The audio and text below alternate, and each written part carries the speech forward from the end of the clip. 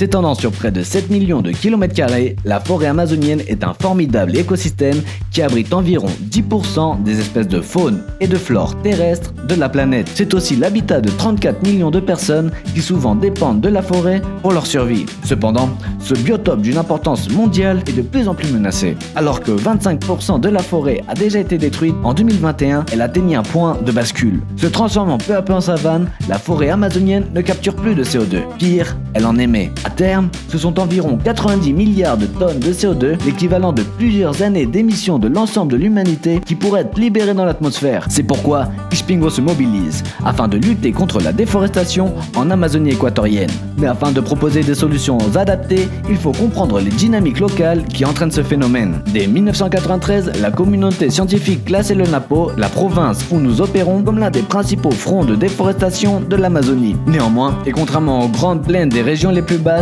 où des hectares entiers de forêt partent indistinctement en fumée, la géographie vallonnée de la province et sa difficulté d'accès induisent une déforestation dite sélective, mais d'autant plus pernicieuse car difficile à mesurer. De tout temps, les populations locales ont vécu des nombreuses ressources de la région, mais cette exploitation s'est renforcée avec la colonisation, la transition démographique et l'entrée de l'Équateur dans l'économie mondiale. Comme bon nombre de pays anciennement colonisés, l'Équateur a hérité d'un modèle économique dépendant de l'exportation de matières premières non transformées, à l'instar du pétrole, de l'or ou encore des produits agricoles. Cette dépendance entraîne une politique économique extractiviste qui ravage l'environnement. Afin d'accéder aux ressources minières, de nouvelles routes sont construites et rendent possible la commercialisation de l'ensemble des richesses de la région. Les arbres de bois d'œuvre sont alors abattus, les écosystèmes se dégradent peu à peu du fait d'une pression anthropique trop importante, la faune disparaît et la forêt perd sa valeur économique. Ne suffisant plus à faire vivre les populations, elle est alors peu à peu rasée et remplacée par l'élevage ou les monocultures intensives encouragées par l'État afin de servir les intérêts exportateurs du pays.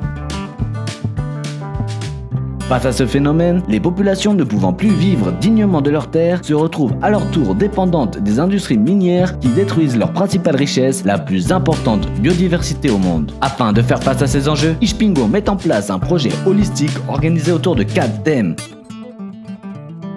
La reforestation des terres dégradées, la valorisation des produits agroforestiers, la formation des populations locales et la conservation de cette formidable biodiversité.